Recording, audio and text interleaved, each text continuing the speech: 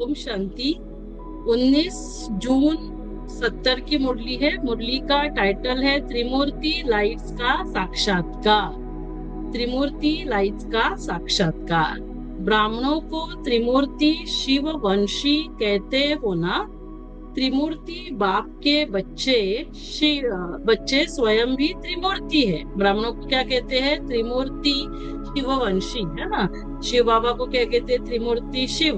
ब्रह्मा विष्णु शंकर और शिव, त्रिमूर्ति शिव। तो त्रिमूर्ति बाप के बच्चे स्वयं भी त्रिमूर्ति है। बाप भी त्रिमूर्ति, बच्चे भी त्रिमूर्ति। जैसे बाप त्रिमूर्ति है वैसे आप भी त्रिमूर्ति हो ना। 3 प्रकार की लाइट साक्षात्कार की आती है। तो त्रिमूर्ति बच्चों से, जो त्रिमूर्ति शिववंशी बच्चे हैं, उनसे 3 प्रकार की लाइट्स का साक्षात्कार। वह मालूम है कौन सी है? जो ब्राह्मणों के 3 प्रकार की लाइट साक्षात्कार होते रहते हैं। तो हमारे 3 प्रकार की लाइट सब सुन रहे हैं। आप लोगों से लाइट का साक्षात्कार होता मालूम पड़ता है। हम लोगों से लाइट का साक्षात्कार होता है, मालूम पड़ता है, और वो भी 3 लाइट्स का। त्रिमूर्ति वंशी त्रिमूर्ति बच्चों की 3 प्रकार की लाइट्स का साक्षात्कार होता है। तो कितनी? 3 प्रकार की लाइट। हम त्रिमूर्ति, हाँ, शिववंशी त्रिमूर्ति बच्चे। वो कौन सी 3 लाइट्स है? एक तो लाइट का साक्षात्कार होता है किससे? नयनों से। किससे? बाबा ने कहा नयनों से। कहते हैं ना, नयनों की ज्योति, नयनों की ज्योति कहा जाता है। नयन ऐसे दिखाई पड़ेंगे जैसे नयनों में 2 बड़े बल्ब जल रहे हैं, नयनों की ज्योति। तो क्या है? पहली लाइट नयनों की। दूसरी होती है मस्तक की लाइट। दूसरी क्या है? मस्तक, है ना। मस्तक में कौन है? हाँ, आत्मा चमक रही है। तीसरी होती है माथे पर लाइट का क्राउन, है ना। माथे पर क्या है? लाइट का क्राउन, हमारा डबल ताजधारी, वर्तमान समय जिम्मेवारी प्यूरिटी का, और दूसरा प्यूरिटी का स्नेह का ताज है। और भविष्य में भी हम डबल लाइट ताज होता है, आई मीन डबल ताजधारी होते हैं। एक तो हमारा रत्न जड़ित और दूसरा प्यूरिटी का। तो प्यूरिटी स्नेह का, लाइट का क्राउन। तो ऐसे क्या है? 3 लाइट। एक तो नयनों की, दूसरी मस्तक से, तीसरा हमारे माथे से। माथे पर क्या है? लाइट का क्राउन। अभी यह कोशिश करना है जो तीनों ही लाइट्स का साक्षात्कार हो। अभी क्या करना? तीनों लाइट्स का साक्षात्कार। कोई भी सामने आए तो उनको यह नयन बल्ब दिखाई पड़े, है ना। जैसे जो गाड़ी आती है, तो जब हम स्वयं को आत्मिक स्थिति में स्थित करेंगे ना, तो जैसे अंधकार में गाड़ी आती है तो 2 लाइट दिखाई देते हैं। गाड़ी दिखाई नहीं देती, वैसे हमारा शरीर नहीं दिखाई पड़ेगा। क्या दिखाई देंगे? नयन 2 लाइट, ज्योति ही ज्योति दिखाई दे। जैसे अंधियारे में सच्चे हीरे चमकते हैं ना। हाँ, जैसे सच्चा हीरा भी अंधकार में चमकता है। जैसे सर्च लाइट होती है, बहुत फोर्स से और अच्छी रीति फैलाते हैं। तो बाबा, हाँ, अलग अलग एग्जाम्पल दे रहे हैं। एक तो अंधकार में सच्चा हीरा कैसे चमकता, फिर दूसरा अंधकार में देखो search light, light house, search light होती है, तो बहुत फोर्स से अच्छी रीति फैलाते। इस रीति से मस्तक के लाइट का साक्षात्कार होगा। मस्तक के लाइट का साक्षात्कार कैसे होगा? जैसे सर्च लाइट, हाँ, चल रही है, अच्छी रीति फोर्स से फैल रही है। पहली क्या थी? नयनों की लाइट, है ना, जैसा सच्चा हीरा। और फिर माथे की लाइट, माथे पर जो लाइट का क्राउन है वह तो समझते हो। ऐसे त्रिमूर्ति लाइट का साक्षात्कार एक एक से होना है। तब कहेंगे यह तो जैसे फरिश्ता है। तो फरिश्तों के क्या है? साकार के नयन, मस्तक और माथे के क्राउन के साक्षात्कार स्पष्ट होंगे। उसको क्या कहेंगे? फरिश्ता। तो फरिश्ता जब बन जाते हैं तो हमारे त्रिमूर्ति लाइट्स का साक्षात्कार नयन, मस्तक और माथे से। नयनों तरफ देखते देखते लाइट देखेंगे, और कोई हमारी तरफ देख रहे हैं, हम दूसरों को देख रहे हैं, तो क्या होगा? जैसे लाइट ही दिखाई देंगे। तुम्हारी लाइट को देख दूसरे भी जैसे लाइट हो जाएंगे। हाँ, तो लाइट को, हमारी लाइट को देखकर वो भी लाइट हो जाएंगे, है ना, वो भी हल्के हो जाएंगे।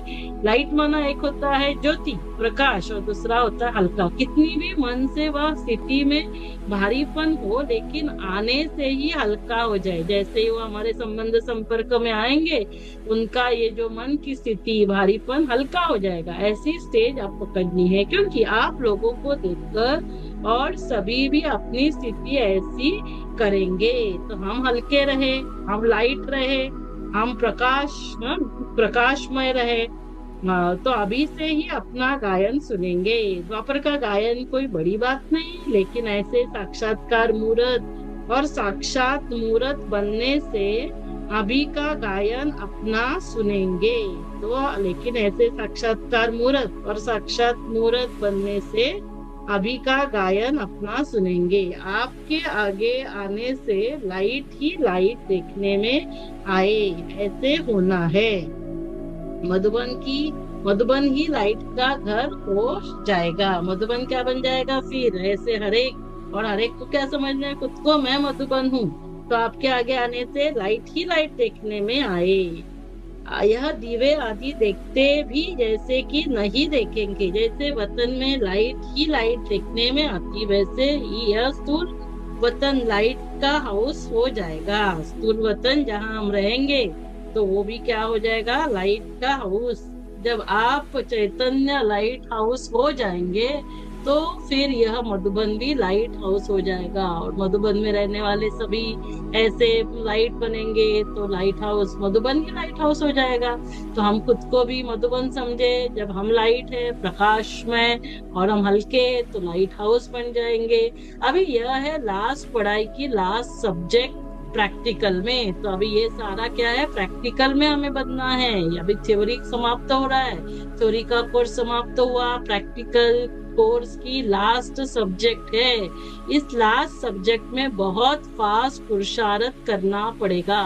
हाँ, लास्ट सब्जेक्ट में क्या करना है? बहुत फास्ट पुरुषार्थ। इसी स्टेज के लिए ही गायन है। बाप दादा से कब विदाई नहीं होती है? हाँ, बाबा से कब विदाई होगी? क्या नहीं, बाबा के साथ रहेंगे, साथ चलेंगे, फिर साथ वहां रहेंगे परम धाम में, फिर साथ राज्य में आएंगे। तो बाबा से तो कभी विदाई नहीं होती, माया से विदाई होती है। बाप दादा से तो मिलन होता, ये थोड़े समय का मिलन सदा का मिलन करने के निमित्त बन जाता। अभी संगम युग पर थोड़ा समय मिलते, तो उससे क्या होता है? पूरा कल्प ही हम सदा मिलन मनाते। बाप के साथ गुण और कर्तव्य मिलना, यही मिलन। लेकिन मिलन किसको कहा बाबा ने? अभी हमारे गुण और कर्तव्य किसके जैसे होने चाहिए? बाबा के साथ। बाबा के गुण कर्तव्य वैसे ही मेरे भी, जो बाबा के गुण वही मेरे गुण, बाबा का कर्तव्य वही मेरा कर्तव्य। तो बाबा तो यहाँ स्वर्ग स्थापन करने के लिए आते, तो मुझे भी वही कार्य करना है। बाबा रहम दिल है, सर्व गुणों के सागर, तो वही मुझे बनना। यही प्रयत्न सदैव करते रहना है। अच्छा, तो मिलन मना क्या? बाबा के गुण और कर्तव्य से मिलन करना है। संकल्पों को ब्रेक लगाने का मुख्य साधन कौन सा है? हाँ, संकल्प चलते, तो उसको ब्रेक लगाने का साधन कौन सा है मालूम है? जो भी कार्य करते हो, तो संकल्पों को ब्रेक लगाने के लिए क्या करेंगे? जो भी कार्य करते हो, करने से पहले सोचकर फिर कार्य शुरू करो।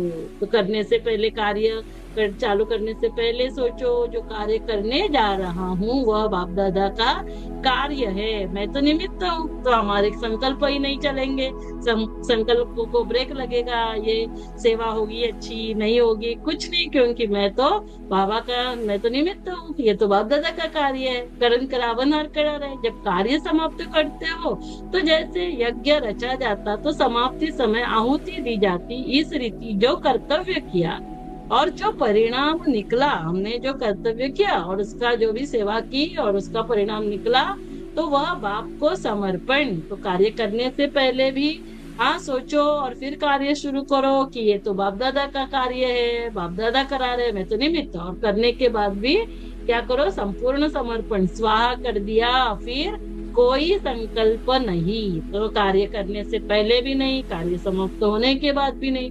तो निमित्त बन कार्य किया, और जब कार्य समाप्त हुआ तो क्या किया? स्वाहा किया। फिर संकल्प क्या चलेगा? आप बताइए क्या संकल्प चलेगा? करने से पहले भी बाबा को याद करके बाबा का कार्य, करने के बाद बाबा का कार्य संपन्न हुआ, बाबा को अर्पण, जो भी उसका रिजल्ट है। तो कर्म से पहले भी सोचो और कर्म के बाद तो कर्मातीत अवस्था को प्राप्त करेंगे। न कर्म का असर हो रहा है, न कर्म के फल का। जैसे आग में, तो बाबा देखो क्या है, एग्जाम्पल बताते, जैसे आग में चीज डाली जाती है तो फिर नाम निशान नहीं रहता, वैसे हर चीज की समाप्ति में संपूर्ण स्वाहा करना है। तो कोई नाम निशान नहीं, फिर आपकी जिम्मेवारी नहीं, जिसके अर्पण हुए फिर जिम्मेवार वह हो जाते। फिर इस कार्य का जो भी रिजल्ट वो बाबा देखे, है ना। हमने कार्य, बाबा का कार्य था, निमित्त बनकर किया, फिर संकल्प काहे का? जैसे तो एक तो जैसे कोई भी चीज समाप्ति में संपूर्ण स्वाहा करते, जैसे घर में कोई बड़ा होता है तो जो भी काम किया जाता है तो बड़े को सुनाकर खाली हो जाएंगे, है ना। जो जो कार्य ऐसे ऐसे था, हमने ऐसे ऐसे किया, हम बड़ों को बताते हैं तो फिर हम हल्के हो जाते हैं। वैसे ही जो कार्य किया, समाचार दिया, बस अव्यक्त रूप को सामने रख यह करके देखो। जितना जो सहयोगी बनता है उनको एक्स्ट्रा सहयोग देना पड़ता है। जैसे अपनी आत्मा की उन्नति के लिए सोचते हैं, इस रीति शुद्ध भावना, शुभ चिंतक और शुभ चिंतन के रूप में एक्स्ट्रा मदद, दोनों रूप से किसी भी आत्मा को विशेष सहयोग दे सकते हो। तो अभी सभी को सहयोग कैसे देंगे? शुभ चिंतक, शुभ चिंतन, हाँ, शुभ चिंतन करते रहेंगे, शुभ चिंतक बनेंगे, शुद्ध भावना, तो हम आत्माओं को विशेष सहयोग दे सकते, देना चाहिए। इससे बहुत मदद मिलती। जैसे कोई गरीब को अचानक बिगड़ मेहनत प्राप्ति हो जाती है, उस रीति जिस भी आत्मा है ना, कोई को हमने इमर्ज करके उनको शांति का, हाँ, सहयोग दिया, तो उसको क्या है, जैसे गरीब है उसको बिगड़ मेहनत प्राप्ति हो जाती। तो उस रीति जिस भी आत्मा के प्रति एक्स्ट्रा सहयोग दिया जाता, वह आत्मा भी महसूस करती हमको विशेष मदद मिली है। साकार रूप में भी एक्स्ट्रा कोई आत्मा को सहयोग देने का सबूत करके दिखाया ना, तो बाबा भी ऐसे सहयोग देते थे, बाबा ने करके दिखाया, उस आत्मा को स्वयं भी अनुभव हुआ। ये सर्विस करके दिखानी है। जितना जितना आप सूक्ष्म होते जाएंगे, तो अभी हमें सूक्ष्म होकर सभी को सूक्ष्म रीति से प्रकाश देते जाना है। हाँ, तो उनको लगेगा हमें कहीं से तो मदद मिल रही है, उतना यह सूक्ष्म सर्विस भी बढ़ती जाएगी। स्थूल के साथ सूक्ष्म का प्रभाव जल्दी पड़ता है और सदा काल के लिए, और ये सदा काल के लिए पड़ता। बाप दादा भी विशेष सहयोग देते, तो स्थूल के साथ सूक्ष्म का प्रभाव जल्दी पड़ता है। एक्स्ट्रा मदद का अनुभव होगा। मेहनत कम, प्राप्ति अधिक। अच्छा, तो क्या है? मेहनत कम, प्राप्ति अधिक। बाप दादा बच्चों से जितना अविनाशी स्नेह करते हैं, उतना बच्चे अविनाशी स्नेह रखते हैं क्या? यह अविनाशी स्नेह यही एक धागा है जो 21 जन्मों के बंधन को जोड़ता है। यह अविनाशी स्नेह यही एक धागा है जो 21 जन्मों के बंधन को जोड़ता है। जो भी अटूट स्नेह, सो भी अटूट स्नेह, जितना पक्का धागा होता है उतना ही ज्यादा समय चलता है। यह संगम का समय 21 जन्मों को जोड़ता। ये कितने समय के लिए? यह अविनाशी धागा एक अभी 21 जन्मों को जोड़ता। इस संगम के युग का अभी विशेष क्या याद करेंगे? संगम के युग के एक एक संकल्प, एक एक कर्म 21 जन्म के बैंक में जमा होता है। तो अभी 21 जन्मों के बैंक में क्या जमा हो रहा है? एक एक संकल्प, एक एक कर्म। तो ये संगम युग की ईश्वरीय बैंक, इसमें अभी जमा करेंगे। 21 जन्म के लिए जमा हो रहा है। इतना अटेंशन रखकर फिर संकल्प भी करना। तो हमारे संकल्प कितने श्रेष्ठ होने चाहिए? जो करूंगा वह जमा होगा ना, तो व्यर्थ निगेटिव बिल्कुल नहीं। तो कितना जमा होगा? एक संकल्प भी व्यर्थ न हो। एक संकल्प भी व्यर्थ हुआ तो जमा में कट जाता। तो जमा जब करना होता है तो एक भी व्यर्थ न हो। तो एक भी संकल्प कर्म व्यर्थ नहीं। 21 जन्मों के लिए जमा हो रहा है, कितना पुरुषार्थ करना है, चेकिंग करो, संकल्प भी व्यर्थ न जाए। समय तो छोड़ो, समय तो व्यर्थ जाना ही नहीं चाहिए, लेकिन संकल्प भी नहीं। अब पुरुषार्थ इस सीमा पर पहुंच रहा है। जैसे पढ़ाई दिन प्रतिदिन ऊंची होती जाती है, तो यह भी ऐसे है। तो पढ़ाई के साथ हमारी स्थिति बहुत ऊंची होनी चाहिए। एक भी संकल्प सेकेंड व्यर्थ नहीं गवाना। बड़े क्लास में पढ़ रहे हो ना, बड़े क्लास में हम पढ़ रहे हैं, समझा? अच्छा, ओम शांति। तो ये थी 19 जून 70 की त्रिमूर्ति लाइट्स का साक्षात्कार मुरली। अभी इसके इम्पोर्टेंट पॉइंट्स देखेंगे। ओम शांति।